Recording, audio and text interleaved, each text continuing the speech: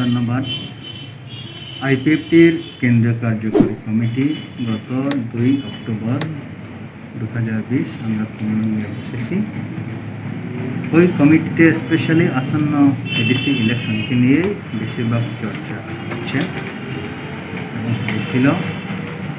ওইখানে আমরা ওইটি সিদ্ধান্ত নিয়েছি, আইপিএফটি এবং বিজেপি যেহেতু স্টেট গভর্নমেন্ট অ্যালায়েন্সভাবে চালাচ্ছে, লাস্টলি আইপিএফটি এবং বিজেপি অ্যালায়েন্স এই ম্যাটারটা নিয়ে যখন প্রসঙ্গ উঠেছিল, তখন আইপিএফটি এবং বিজেপি অ্যালায়েন্স নিয়ে প্রথম দুবার বৈঠক হয়েছিল। ওইখানে সিট শেয়ারিংটা কমপ্লিটলি হয়নি, কাজে সিট শেয়ারিংই আসল।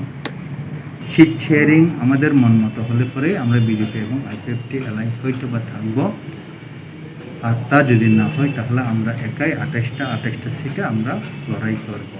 এটাই 2 তারিখ অক্টোবরে আমাদের আইপিএফটির কেন্দ্রীয় কার্যকমিটিতে সিদ্ধান্ত হয়েছে।